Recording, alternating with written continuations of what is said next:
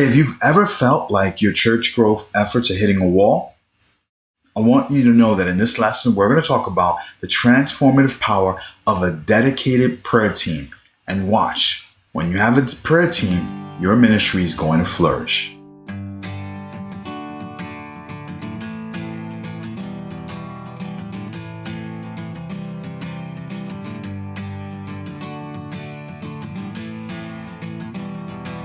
Early in ministry, I noticed something powerful, right? Churches that had a dedicated prayer team or a prayer band, right, they experienced growth. And again, not just numerical growth, but transformative growth. They experienced breakthrough. And it became clear that having a committed group of people lift up the church in prayer, lift up the pastor in prayer, lift up the initiatives of the church, really could move mountains. And so I'm excited to share with you how to find and cultivate a prayer team that really can ignite growth and spiritual vitality in your church. Okay, so let's start with the first thing.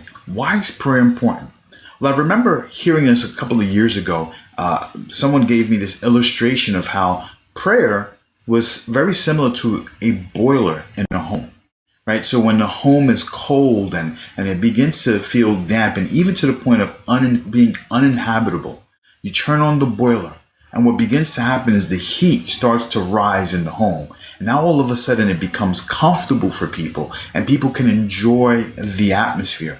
And so that's what prayer does in churches. It softens the heart. It begins to break some of the strongholds and some of the challenges that maybe people are coming into the church with, or challenges that the church is having in terms of, accomplishing certain initiatives. Because I want you to know that wherever you start to take initiatives for Jesus, steps forward for Jesus, there will be an enemy that is out to fight you. And so the only way the Bible talks about that our prayers are not carnal, they're spiritual, and that we don't fight against flesh and blood, but that we fight against spiritual principalities. And so one of the key things that we need to do is begin to form prayer and to emphasize the power of prayer in our churches. Here's what I want you to do. So I want you to actually form a prayer team, a team of people that you can trust, a team that you can speak to and share with them the needs of the prayer. And so here's 3 questions that I want you to just think about when you are identifying who should be part of that team. Number 1 is, are they trustworthy? Right? Can you share some of the challenges, some of the fears, concerns that you might have? Can you be vulnerable in front of these individuals? If the answer is yes, then you know you've got someone who can handle the challenges you might be facing. Let's just take a quick detour and say this. Many times, certain individuals, they look at the pastor as being this person who's strong, this person who's firm in the Lord, and their faith isn't necessarily built on Jesus yet. Their faith is actually built on their pastor. And so what happens is when the pastor is weak and the pastor is vulnerable, they don't know how to handle that. And so you don't want that. You want to be surrounded with people that you can be honest with, vulnerable. You can say how you're concerned, what you're worried about. You can share your needs, your family needs. You can share your weaknesses in front of. And so you want people who are trustworthy. The second thing you want is people who are mature. People who are able to look at a current circumstance, a current situation, and not just see it with natural eyes, but see it with spiritual eyes. These are people who can begin to pray and begin to see, wait a minute, this is an attack from the enemy. Or wait a minute, these are some strongholds that are standing before us. Or maybe this is the Lord slowing things down, right? You want people who are mature enough to be able to look at things, not just from the spiritual, not just from the physical eye, but from the spiritual, and discern what needs to be done next. And then lastly, you want people who are committed, right? You want people who are going to be here with you in the long run. They're committed to the growth of the ministry. They're committed to the Lord. They're committed to the kingdom. And they're saying, hey, I am with you. I've got you.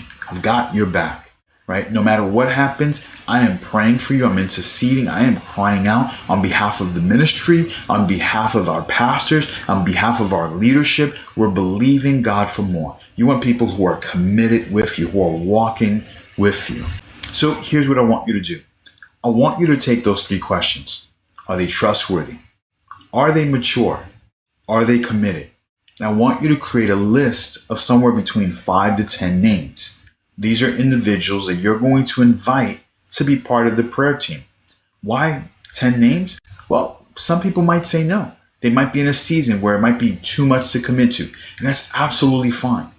But I want you to identify minimum 2 to 3 people to join your team. So you're going to, again, look at those 3 questions. You're going to identify somewhere between 5 to 10 people. And from those 5 to 10 people, we're believing that God's going to allow 3 of them to say yes to this. Awesome. So in this lesson, right, we delve into the essential role of a prayer team in terms of the growth of the church. Right? We learn the importance of having a dedicated group of individuals who can stand with you, who are going to intercede.